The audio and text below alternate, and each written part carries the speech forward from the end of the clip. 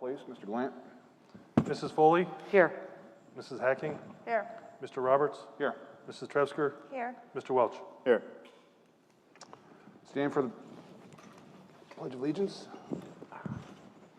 I pledge allegiance to the flag of the United States of America and to the republic for which it stands, one nation, under God, indivisible, with liberty and justice for all.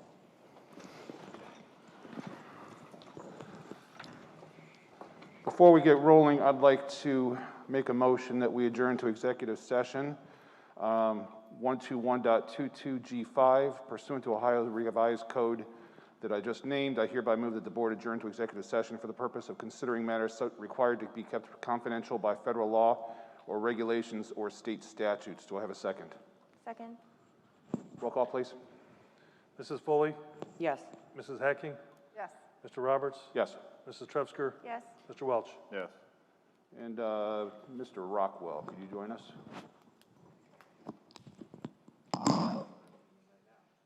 Yeah, he's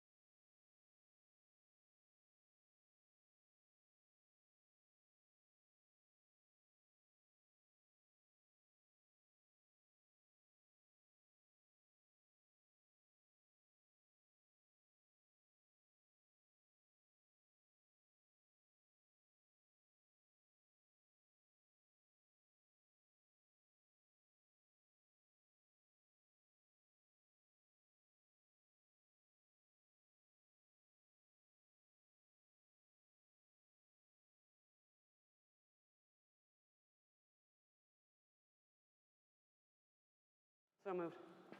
Second. Roll call, please. Mrs. Foley, Yes. Mrs. Hacking, Yes. Mr. Roberts, Yes. Mrs. Trevsker, Yes. Mr. Welch. Yes. All right, do we have anything from the committees? I may have, I'm sure everybody got their email. The audit started, so, okay. That's the only thing that I got. COVID task force will be underway very soon. So, not yet, though. Anything else done that way? Okay. Administrative update, Dr. Thompson. Thank you, Mr. President. Day 2 of teachers' professional development is in the books, and I've got to say I've gotten some outstanding feedback. It was wonderful to see the staff in the buildings, working with their technology yesterday, and then all the work that they did today about with the new applications that are going to be at their fingertips, and so very exciting. We're really starting to come to the realization that, thank goodness, we're going to get back to school, and so I really feel a sense of excitement and about what's ahead. So hopefully, folks are now receiving communication from the specific building that their children are going to, and I'll go through. There's a lot going on as far as things that we need to be aware of. The state also, for clarification purposes today, I want you to know, the state is asking all schools to tell them what educational model that they are using. And it's a forced choice between 5-day return, fully remote, or hybrid. And by definition, Perry will be going to school in a hybrid model. Even though it's 5 days a week, the idea is, by definition, if we're doing both remote learning and on-campus learning, the state would call that a hybrid model. So I don't want anybody to misinterpret if they see that, that we are, our goal is still as many kids that want to come on campus to be here 5 days a week. So tomorrow is teacher prep day. Then Thursday, Friday, we'll continue with our learning. And then our kids will be coming on Monday in that phase-in plan where 50% will come on alternating days. Transportation, that has been a challenge.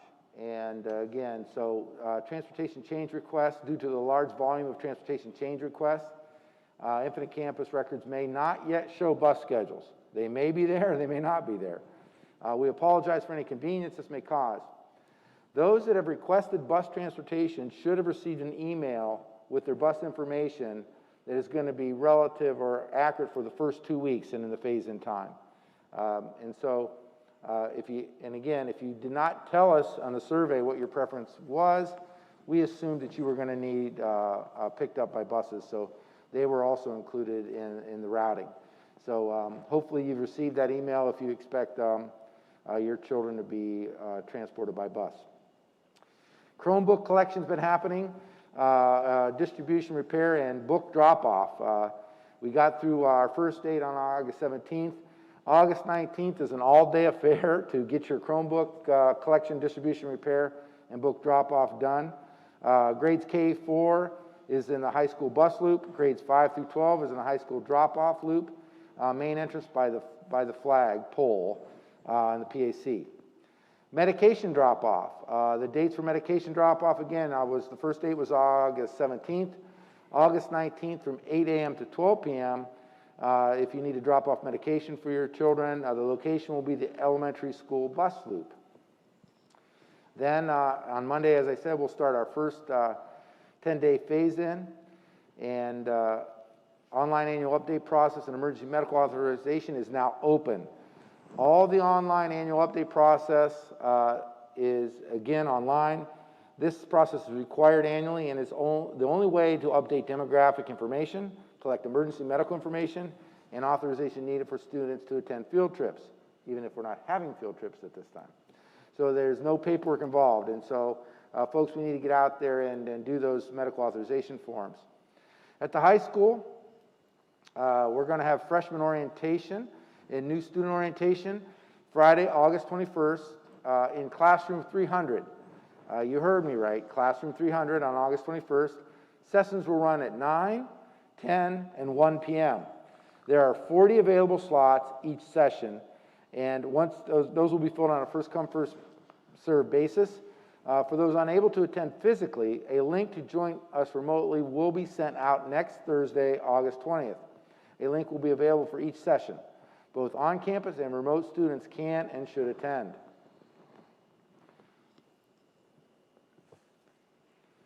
PMS, we have an August 26th virtual Meet the Teacher from 4 to 5:35 on August 26th. During the virtual Meet the Teacher, you can follow your child's schedule with the graphs that you should have received in your communication, logging in with the teacher at the correct time. During your child's team flex time and lunch, Mr. Nisey and Mr. Chisholm and Mrs. Needham will be available in separate Zoom sessions for you to stop in with any questions you may have. You will also receive links that you may use to access them at the designated times. In our elementary school, we have virtual Meet the Teacher. All of our teachers are creating videos to share with their students and families, and there's going to be a virtual family orientation. We will be conducting a virtual family orientation on Thursday, August 27th. This orientation is intended to familiarize families with procedures and logistics for the school year, but also to let parents know what good hands their children will be in this year. We will hold 2 sessions so families with multiple children can attend live, and we'll follow this schedule. 4:10 to 4:40, we'll have K through 4 virtual family orientations, and then 4:45 to 5:15 will be K through 4 virtual family orientations. Extracurricular activities are moving forward. Today we heard from the governor at 2 o'clock that all of our extracurricular activities can continue moving forward. And again, we're very excited about this news. And immediately after his conference today, all the superintendents in the state were asked to get onto a web discussion with the governor, where he explained to us that we're going to continue to have local decisions based on how our schedules look, whether or not we have sports, and if we do have sports, how we're going to allow that to happen. We're also going to be permitted to develop policy or guidelines, I should say, on the number of people we allow as spectators. And so again, Mr. Rockwell, the work continues very excitedly to allow our kids and including our band and all extracurricular activities to go forward. One of the biggest things that the governor did stress was that while he has great confidence in school functioning under the protocols of proper social distancing and doing the best we can to control the spread, whether this is successful throughout the state is really going to depend on the communities and how responsible they are outside of school to keep our kids safe and to reduce the spread so we can continue going forward. Another thing that I've really noticed about, and we all know is true, but until you experience it, when you're in challenging times, you see some of the most creative things. And in the last couple days especially, as I get to go into classrooms and I look at some of the things that the teachers have been doing to plan and prepare to make sure that their classrooms are safe and they're still going to be able to educate kids at a high level, it really has been something very special and provided me with a lot of positive energy.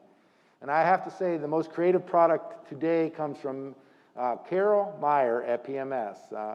If you have time, check out the Wearable Pods website. That's utwpods.com,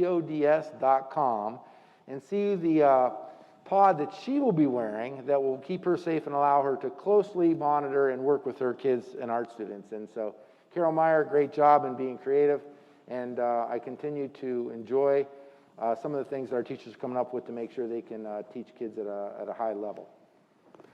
So that concludes my administrative update. I know there's another section about COVID communication, too, as we can talk about. We can jump right in. There's been a lot of discussion, and again, athletics has been going on in our district all summer long, and band camp as well. And so we've had kids on campus, and it's been nice in a lot of ways because we've been able to refine our protocols, continue to make sure we're practicing and doing things safely with our students. But we've also had to deal with some potential exposures. We've had a number of cases of, people that are students and adults that have been showing symptoms and therefore have been kept out of practice, until which time the Board of Health can more closely assess the situation and determine whether they're okay to come back. And we've had positive cases, and we've had to deal with those. And the question has always come up, okay, how much should we communicate, and who should we be communicating to when these come up? And again, and it's been our policy, and if you look in our restart plan, we try to highlight this in a number of slides, that working with the Board of Health, we want to communicate to to the folks that the information will be relevant and meaningful to based on the practices or where they have been, and always making sure we protect our privacy rights of our folks through HIPAA or FERPA laws, and with the understanding that if there's some significant risk through questioning by the Board of Health, they're going to contact each family or those people personally. And so I bring it to the board, today to have some more discussion about, as we come back on campus, and while we'll do everything we can to prevent the spread of COVID-19, to say that we're not going to have to deal with potential exposures, that we're not going to have symptomatic students or adults, would be naive. And so, I think it's a good discussion to talk about what level of communication would our community and the folks that work here appreciate, and know that, and give them the confidence that we're doing all the right things. And so, I kind of bring that question forward for discussion if anybody has any input.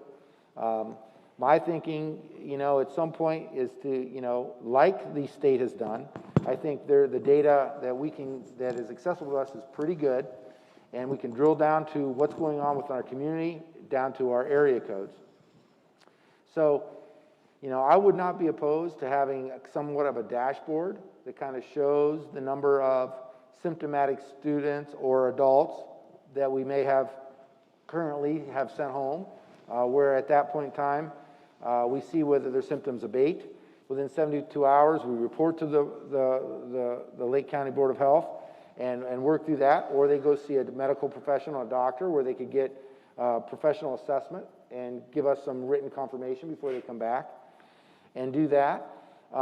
Or the general notifications that I typically hold pretty close. When you see a message from the superintendent, that's something that I think, is you need to open this kind of thing. So if we're going to have a number of cases and we're going to communicate these, I think it's good that we get it out now, one, the methodology, and what people can expect. And so if we, again, I open that to any discussion we may have. So is there any guidance or recommendations from the health department on what to communicate and how often? Is once a week enough, or is that too much? Well, they leave that up to local decision based on, based on what you think and your community and what people need to know.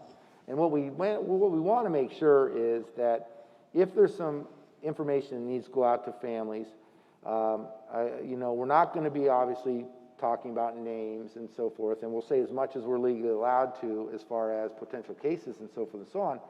But they need to be able to have a discussion with their children, maybe talk about where they've been, and again, the biggest thing is that we've got to be really specific and take this very serious as far as checking for symptoms on a daily basis and doing those temperature checks and making sure and being honest about the fact that, if I have symptoms and they're concerning, we need to report that so that we can make sure that, the proper people assess the situation and we limit any potential spread.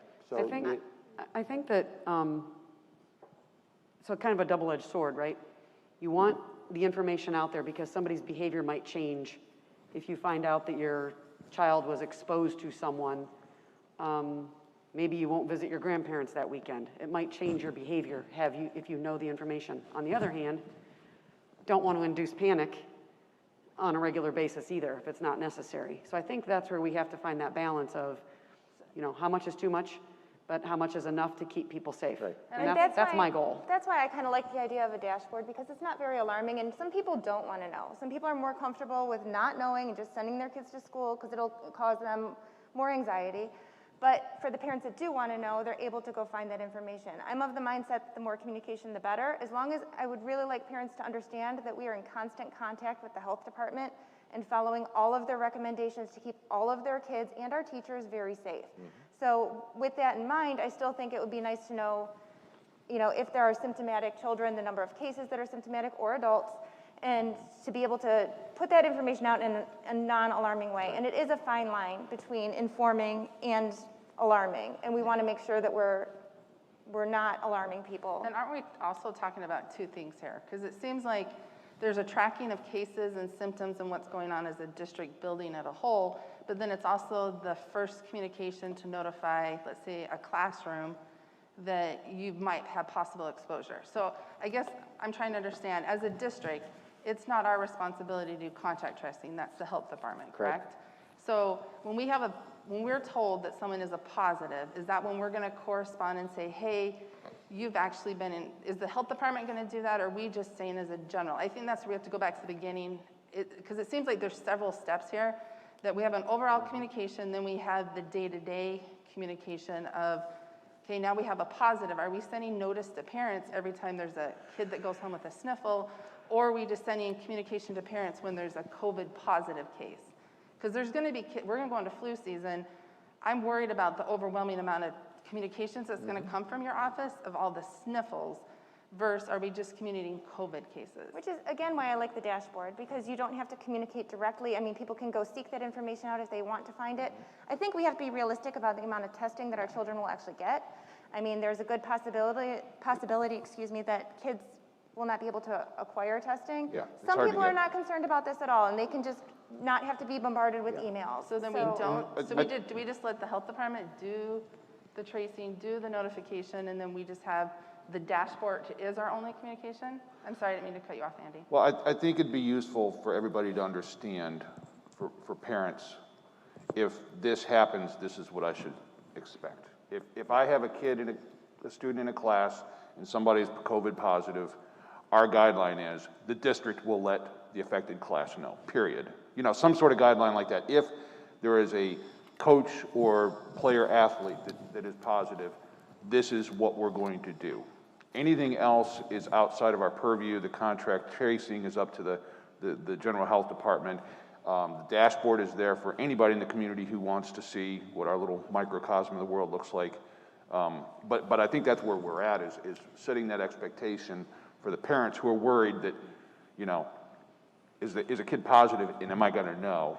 And then also not inducing panic, for the sniffles. That's why I think it has to be exactly Andy's saying, I think it has to be very, very clear that it's, whatever the standard is it's when a positive test, then X is notified. And, I looked online and I forwarded it to the board. There's a lot of templates that it's just to insert information, so then parents, we're not worried about if we say too much or we violate HIPAA, because most of your questions shouldn't come back to administration. Most of the questions are supposed to go to the health department.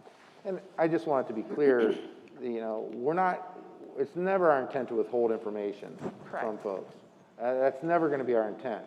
But again, we want it to be purposeful when we put it out as well, where it's something that it's a need to know, or it's something that can, give you peace of mind, or just let you know. Part of the review from the health department of our plan was that we need to closely monitor the number of cases, obviously, and the number of symptomatic things, so we can quickly, if there's going to be a spike or there's going to be a break in a breakout in cases, that we catch on really quick that that's going to happen, so we can take some swift measures into shutting down the district. Yeah, basically. what is that target? Like what defines an outbreak and a shutdown? Well, I think, again, we don't have a direct number based on, but, if you start to see, you know, a couple, 3 cases popping in a certain area, the Board of Health's going to get very alarmed, and they're going to start coming in with and they're going to realize kind of where it's going. I don't want to compare it to, you know, we don't have a lot to compare it to in the past, so I apologize for using poor examples and analogies, but in some of my time, you know, when you have lice issues, right? So, and it's something that happens, you know, and it's going to happen. And we work really hard about trying to figure out the source. And it's very difficult. And what typically we find out is the source isn't the school. But it feels like it's the school because that's where everyone's finding out about it, because our nurses are the ones, and we're doing checks and we're finding out about it.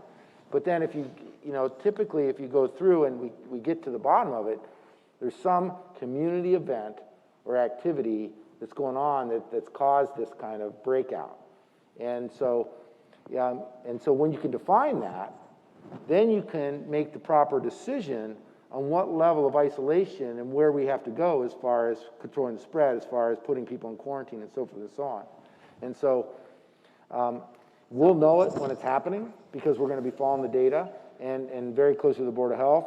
And again, and we'll move swiftly. So are we going to shut down by classroom? Should that be the case? Or are we looking at building shutdown or? That, again, that's going to be, you know, that's going to be based on the recommendations that we get from the Lake County Health District. And that's why it's so important because, again, I can't tell you what they're going to decide. And I'm trying to pick out the patterns and see some consistency. But we hear about all these stories, right? All that's going on that, you know, different kind of actions for very similar kind of situations. But we really don't know what the situation is in some of those areas. So just so I'm understanding, but as a school district, we're not going to have to do the contact tracing, and we're not going to have to find the source. No. So it's pretty much our job is to take the temperatures of kids. If they have symptoms, send them home, and then let the health department know.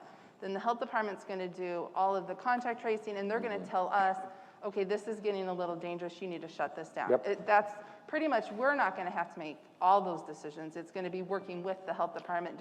They're the professionals. Right. It'll be under their recommendation. Correct. Okay. But I feel like as far as communication, we can take the lead on that, on how much we want to communicate. And I know that I have all the faith in the world that our teachers will help the kids who are affected by this to be compassionate towards each other. And I know that there's probably some issues with people who will, you know, be a little afraid that their kid will be Right.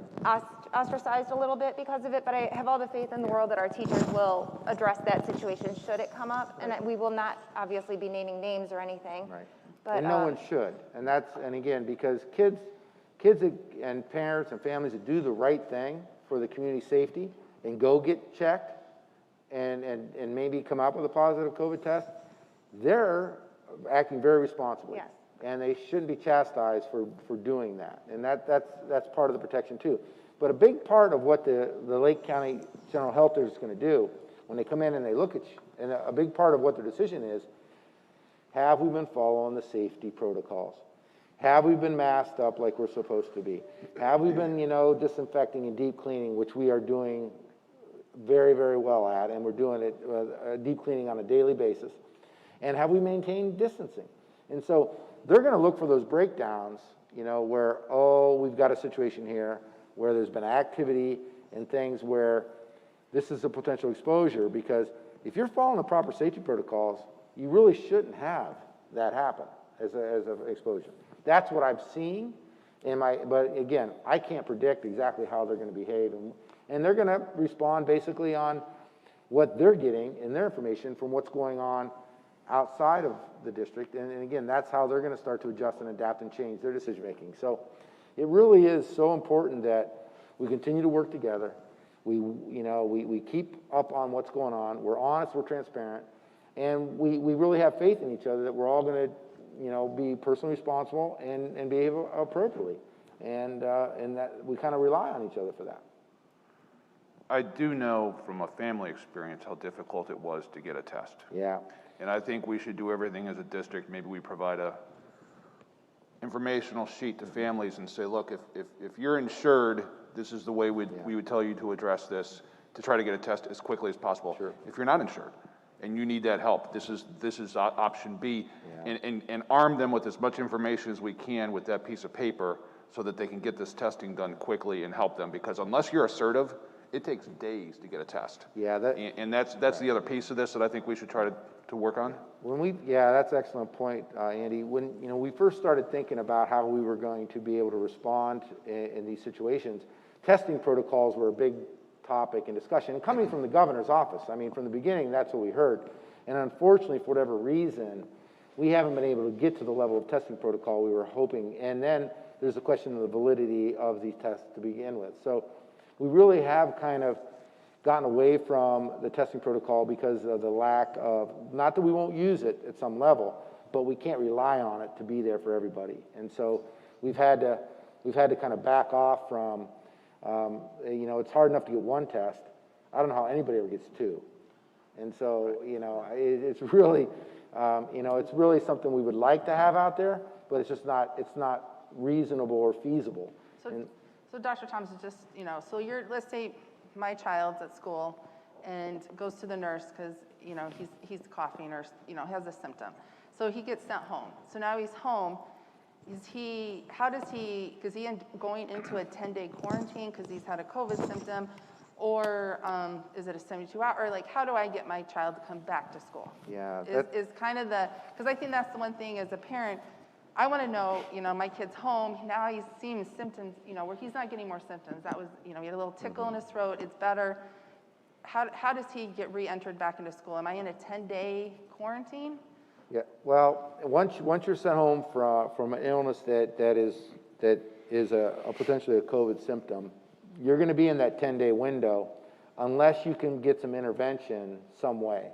And that's where I'm talking with the Lake County Board of Health, because and they have hired a medical doctor that's working 6 days a week. I've never got to see her personally, but her name is Tanya, and she's been very responsive to calling families. Hey, I hear you have some symptoms. Tell me a little bit more about it. Let's do a medical assessment.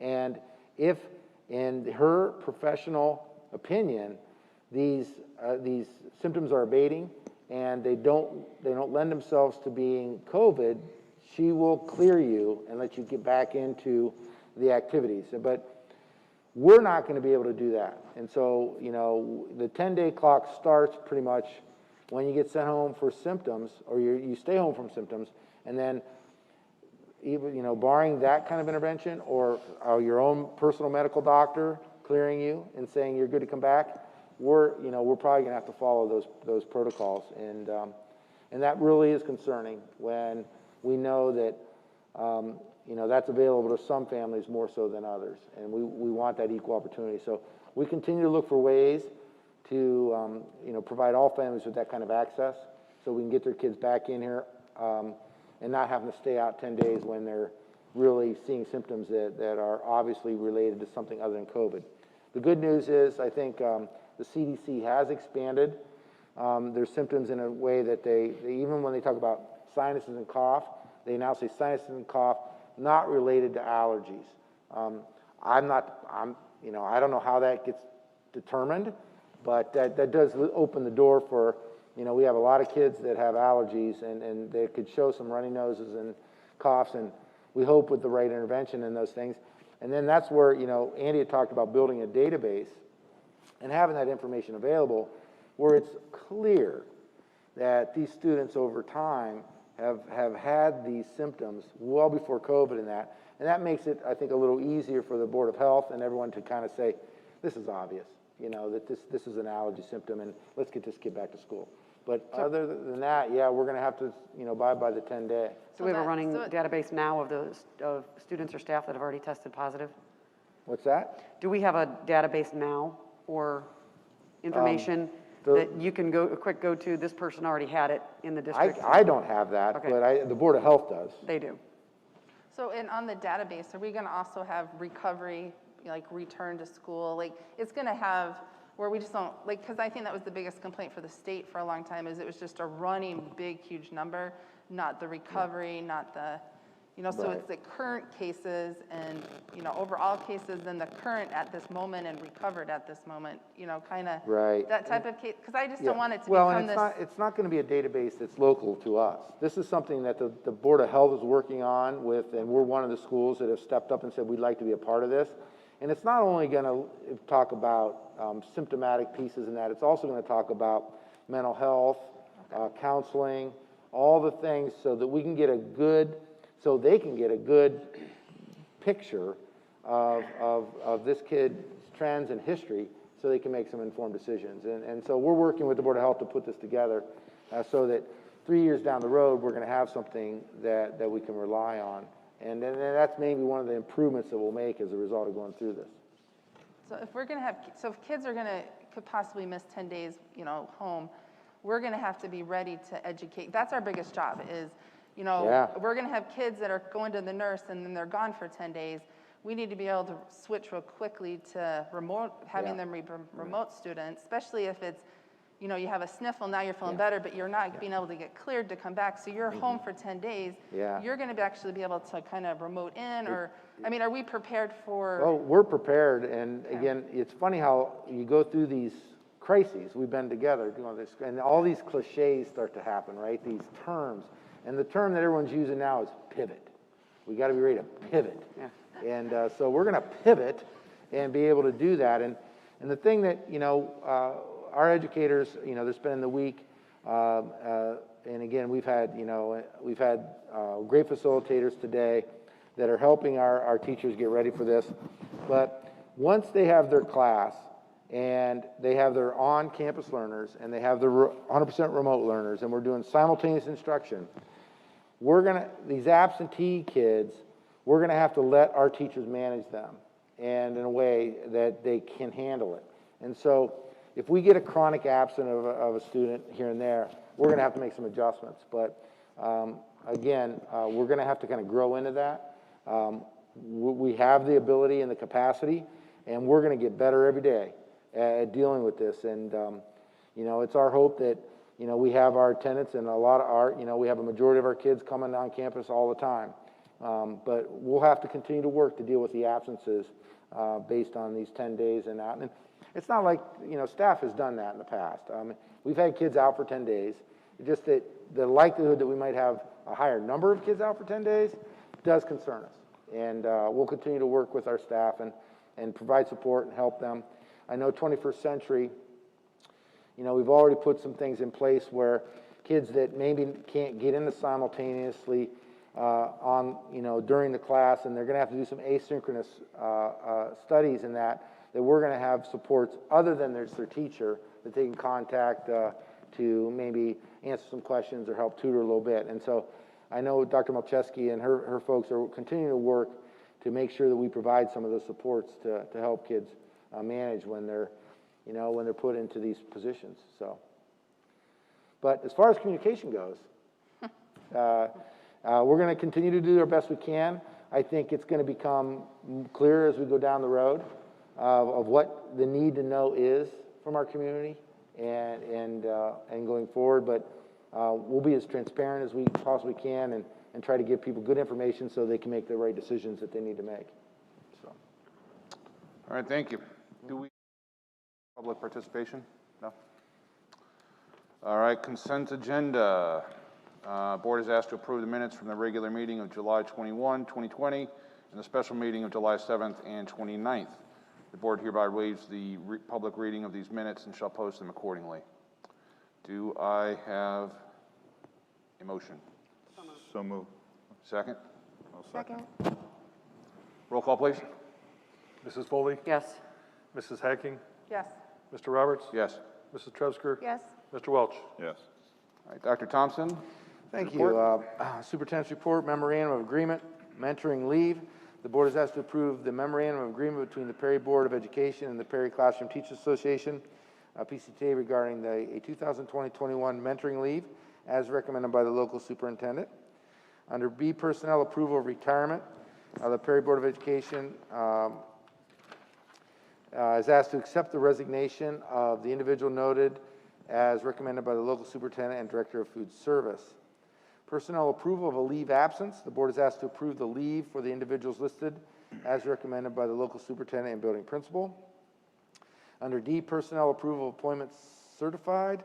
The board is asked to approve the employment of the individual listed for the position indicated pending successful completion of required employment paperwork, certification training, and background check as recommended by the local superintendent. And I digress because in my administrative update, I should have thanked all the folks that our administrative team and teachers that have been involved in the hiring class of 2020-21. It's been a long time since Perry's seen this many certified folks hired. And again, I thank the board for allowing us to, dive into that cash savings a little bit and hire these additional staff so that we can spread our kids out, continue to function safely, and provide a positive educational experience. So thank you very much for that. Approval appointment, change in staff status for 2020-21. The board is asked to approve the employment of the individuals noted for the change in status position for the 2020-21 school year as recommended by the local superintendent and building principal. Personnel, approval of change in hours certified. The board is asked to approve the change in hours of the employees listed for the position noted as recommended by the local superintendent and building principal. G, personnel approval appointment classified. The board is asked to approve the employment of the individual listed for the position indicated, pending successful completion of required employment paperwork, certification training, and background check as recommended by the local superintendent. H, personnel approval of change in hours classified. The board is asked to approve the change in hours of the employee listed for the position noted as recommended by the local superintendent and building principal. I, personnel approval of appointment revision. The board is asked to approve the revision noted as recommended by the local superintendent and assistant principal.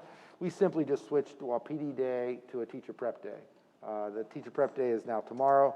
Give the teachers a little breather and let them prepare in the rooms, and then we'll get back at the PD the next day. Well, that's not even this one. That's another one, sorry. Approval of supplemental resignations. The board is asked to approve the resignation noted as recommended by the assistant superintendent, building principal, and local superintendent. Remote curriculum hours. The board is asked to approve the employment of the individuals listed to complete the 2021 curriculum work at rate of $36 per hour for the maximum number of hours indicated as recommended by the local superintendent and assistant superintendent. Personnel approval appointments fall supplemental. The board is asked to approve the employment of the individual listed for the 2020-21 fall athletic supplemental position at a rate of pay indicated pending successful completion of required employment paperwork, certification training, and background check as recommended by the local superintendent and athletic director. Failure to complete all the assigned duties shall result in prorating and or cancellation without pay for this supplemental contract. Here we are. Calendar revision. The board is asked to approve the revision of the 2020-21 district calendar listed, recommended by the local superintendent and assistant principal. This is flip-flopping the days that I just talked about previously. Sorry about that. And we have 2020-21 student handbooks. The board is asked to approve the 2020-21 student handbooks for the Perry High School, Perry Middle School, and Perry Elementary School as recommended by the local superintendent and building principal. Athletic handbook. The board is asked to approve the 2020-21 athletic handbook as recommended by the local superintendent and athletic director. And we have board policies, first reading. The board is asked to consider the following new revised board policies as a first reading for future action as recommended by the local superintendent. The draft policy is available for review, and as always, we will go over these during our work session and hopefully get the final approval at our next regular meeting. This concludes my superintendent's report. Thank you, Dr. Thompson. Do we have a motion to approve all those items? So move. Second? Discussion? I have one question so far. Item A, the mentoring leave. First of all, that was a very creative solution, looking for a win-win. So I don't know who specifically came up with that, but I know there was work that went into it, and I appreciate the union for considering that. We should always be looking for those win-win opportunities. So how many teachers do we have at this point who have expressed interest in? We had one teacher apply for the mentoring leave. And again, I thanks for the compliment. Yeah, I wasn't alone. We continue to talk about, ways that we could serve our faculty because, again, we all have individual situations, potential health conditions and those things. And so we were always looking for ways that we could get a win-win. And I know this teacher is very excited about the opportunity to mentor this teacher, and what a wonderful experience that could be ahead for this brand new teacher, having a veteran staff member looking over their shoulder, coming in virtually, and providing them with excellent coaching all year long. And again, and so I think hopefully it works out, and it's a great win-win, and I appreciate it, for that mentoring leave. And I appreciate PCTA for working through it and allowing us to go forward with that as well. I have a question on the, face covering policy. I noticed on the FAQ that it was modified a little bit to say now 2-layer face coverings. I know there's a little bit of confusion with that with people who had bought neck gaiters or were thinking of buying the neck gaiters that are single layer. And again, we'll continue to change our practices, and again, the governor's orders does not discuss or talk about what quality of facial covering anyone needs to wear. The Board of Health, local Board of Health, is not concerned about the quality of facial coverings and what people are wearing. They think something is better than nothing. There have been reports that certain kind of fleece or wicking material could actually take the droplets and make them actually become smaller and therefore spray farther when using a fleece or that dry fit kind of material. And that's that research. And so, and if you talk to any of the local hospitals, and we talk to University Hospital and we talk to Lake Health and that, and again, they understand that there's no requirement or mandate on the quality of masks. But best practices are obviously the thicker the mask, the better the containment, right? And so, the suggestion is if you can wear a 2-ply mask, that would be ideal. Well, if you could wear the N95, I guess that's crazy ideal, right? But that might be very difficult. And I can tell you, I had to change my mask today, right now, because, I needed a fresh one. Right. And so, and these are 2-ply, and they're tough. I mean, it's tough to talk in for a long period of time. And so, our recommendation, it's not a mandate of any type of facial covering, but we know best practices are if you wear 2-layered, maybe you have a filter in those are going to be the best case scenario. Okay, but we will not be like sending children home who show up in a single-ply mask? No, but if you wear netting that is kind of loose, and again, it's like the dress code, right? I mean, they're considered part of the dress code. And so, and we'll know when students are trying to, or somebody's trying to get around the system and say, well, there's no requirement. If you're not following, if it's not reasonable and it's not doing what it's supposed to be doing, we're not going to send you home. We have disposable masks that we'll ask you to wear. Okay. No different than, when kids wear T-shirts that maybe are inappropriate in that, oftentimes we'll have a few on, and if they're willing, rather than have to go home or have their parents come up and get a change of clothes, we'll provide them with something, if we can, to get them through the day. But the gaiters, because I know a lot of elementary parents have purchased the gaiters, and I know there's a fundraiser with gaiters. Are those going to be allowed? Yeah, right now, today, we're certainly allowing those gaiters, and there are 2-ply gaiters available out there. I'm not saying, and so we're not turning anybody away that have gaiters at this time. But from this day on, I know the boosters are selling 1-ply and 3-ply masks. I've asked TJ to stop the sales of 1-ply. Let's not that they can't wear them, but let's always try to provide what's in the best practice. And we know the 2-ply or better are best practice. And so, I know that's a long answer to a short question. No, it does. It helps people because people are out there buying masks and stuff, and they want to know. They don't want to waste their money. Yeah. Also, in that policy, the same policy, the letter H, that's for individuals who have difficulty wearing cloth face covering. In the work session, can we discuss how to maybe clarify that a little bit? Because well, you have to have an exception, right? And so masks are required unless there's an exception, and they would have to be a documented health condition, for the most part, or if they're a teacher and it's causing them to be ineffective in the classroom, they can do some adjustment. So masks are best. Shields do not substitute for masks. There's no shield does not substitute for mask at all. But So, but if I'm going to need to speak for a long period of time, or I can't effectively instruct with a mask, and I've got to go to a shield, we would ask that you increase your distance. And just make sure you're staying far away from kids.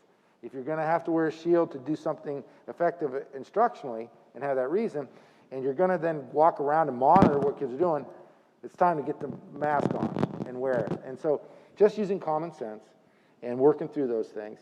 But shields, for kids or somebody that has a medical document, a reason they can't wear a mask, then we're asking them to wear a shield. But shields are secondary to masks. They don't substitute for masks. And like I said, if you go to that website, there's some pretty creative ways to be able to shield yourself from getting the droplets and those things. And so, and I see new things every day. So that's where we are today on those things. Okay, thank you for the clarity. Anything else? I was just a comment to the middle school.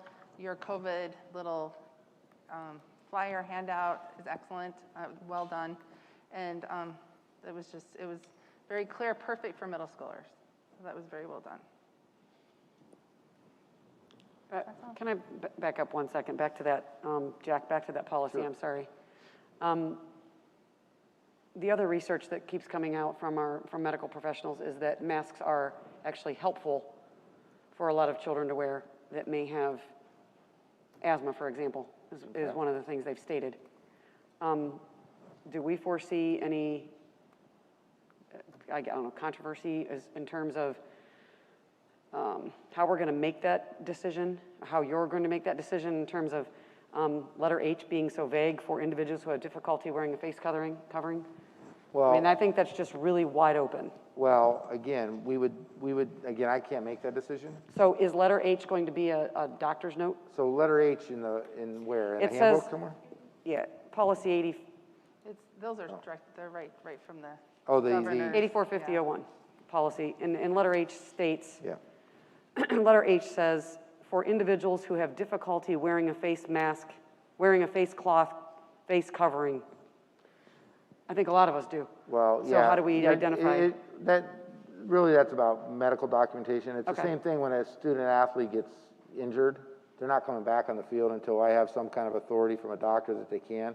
And so if you have some difficulty, it's going to have to be documented difficulty, not just, hey, because it's difficult for all of us, right? That doesn't excuse you. If there's a medical condition or something that a professional will provide you documentation, then we'll talk about, or, obviously for some of our disabled kids, special needs kids, I think that's kind of where that's targeted. So as a parent, is it better to contact the building principal before Monday, before you walk in, or do you walk in Monday and wait till the phone calls start coming? It's always better to contact ahead of time if we can contact ahead of time. And again, call and call whoever, call me, and we'll figure it out. But yeah, it's best. And talk about creativity. I know we got an email. Mrs. Shields got an email from a parent about a real creative solution for her kiddo to come into school that has difficulty wearing a mask. And we're also going to have mask breaks during the day, anyways. Correct? Yeah, as much as appropriate as possible. Right? Okay. Get outside, get distance, and get a break from that mask for sure. Okay. Thank you. Yep. Okay, anything else? Roll call, please. Mrs. Foley, Yes. Mrs. Hacking, Yes. Mr. Roberts, Yes. Mrs. Trepsker, Yes? Mr. Welch. Yes. And we do have an addendum. Yes, we do have an addendum. We're going to hire some more folks. Under approval appointment certified, the board is asked to approve the employment of the individual listed for the position indicated pending successful completion of required employment paperwork, certification, training, and background check as recommended by the local superintendent. Approval of supplemental resignations. The board is asked to approve the resignations noted as recommended by the assistant superintendent, building principal, and local superintendent. Approval of supplemental committees. The board is asked to approve the employment of the individuals listed below for the supplemental committee position indicated for the 2020-21 school year, as recommended by the local superintendent and assistant superintendent. Failure to complete all assigned duties shall result in prorating and or cancellation without pay for the supplemental contract. We have a second reading for board policy. The board is asked to adopt and revise the board policy list as recommended by the local superintendent. This is the graduation requirements policy that came to us a few months ago, and the board made a wise decision and said, hey, let's table this till we know a little bit more about what the graduation requirements are going to be, considering what the pandemic and what we're going through. And so we believe that the graduation requirements there are currently accurate and up to date with all state requirements. E, approval of bus driver certification. The board is asked to approve eligible bus drivers and substitutes for Perry Local School District, Lake County, Ohio, for the school year 2020-21 as recommended by the local superintendent and director of transportation services. To the best of the board's knowledge, individuals listed meet all requirements for school bus drivers as stated in board policy and Ohio Revised Code 3327.10. F, disposal of obsolete items.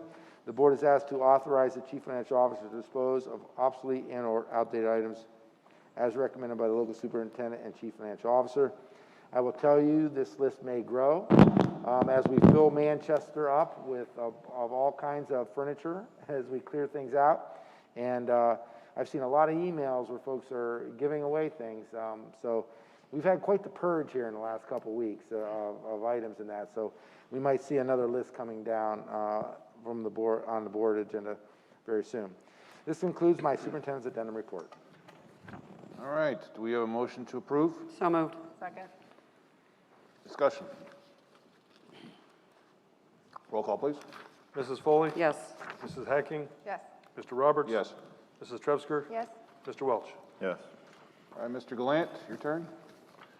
Thank you, Mr. Roberts. The first item I have is the board is asked to approve the financial reports from July 2020 as recommended by the chief financial officer. Item B, under contracts and agreements, the board is asked to enter an agreement with the Lake County General Health District to provide licensed practical nurse and 2 health aides to perform health services and provide student support services effective August 20th, 2020 through August 19th, 2021 as recommended by the chief financial officer and the director of special education. Item C, contracts and agreements. The board is asked to approve the facility use agreement with Great Day of Perry Incorporated for designated space at the Tarbuck Center beginning September 1, 2020 through June 30th, 2023 as recommended by the chief financial officer. Item D, approval expenditure. The board is asked to approve an expenditure in the amount of $18,060 to DK and Sons Heating for a full home HVAC system to be installed at the Utah Court job site as recommended by the chief financial officer. EOEC grant funds will be used for this purchase. This isn't just the cost of the HVAC system, it also includes training for the students who are at that site as well. Item E, student activity, field trip and principals budgets.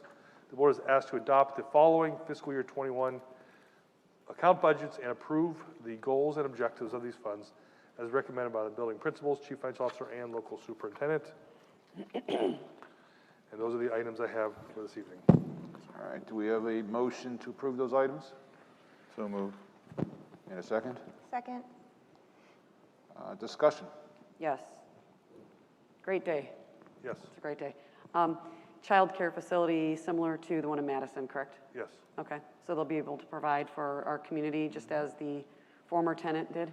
yes. Okay, and it takes a couple months for them to get licensed, from Yeah, what I understand? there's some work that we have to do on our front end, some painting, some carpeting, some cleanup from just getting any facility ready for a new tenant. There's some licensing on their end, and so it's kind of a estimated start date November 1. There might be some play in that a little bit, but yeah, And how many different classrooms? up to 7. 6, 7? Okay. Good. I think that'll be really beneficial for the community to have an option for childcare, especially because of the challenges we've faced the last 6 months. Yep. So that's great.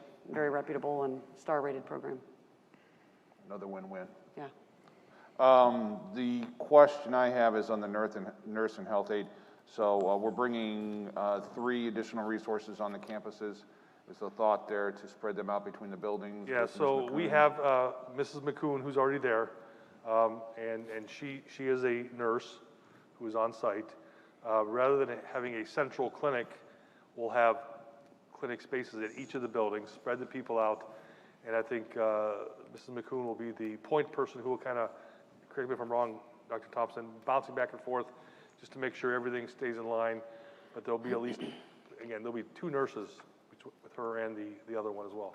Okay. Which is really, it's doubling of the staff we had from last year. Yep. Great. Yep. Anyone else? Okay. Roll call, please. Mrs. Foley? Yes. Mrs. Hacking? Yes. Mr. Roberts? Yes. Mrs. Trepsker? Yes. Mr. Welch? Yes. Do we have any unfinished business? New business? I do not have any correspondence to the board. Upcoming events and meetings. The next special Board of Education meeting is scheduled for Tuesday, September 1st at 6:15 p.m.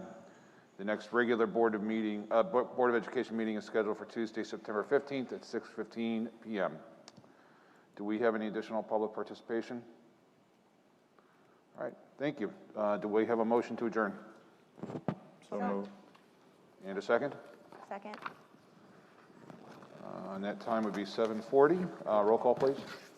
Mrs. Foley? Yes. Mrs. Hacking? Yes. Mr. Roberts? Yes. Mrs. Trepsker? Yes. Mr. Welch? Yes. Thank you. Have a good evening.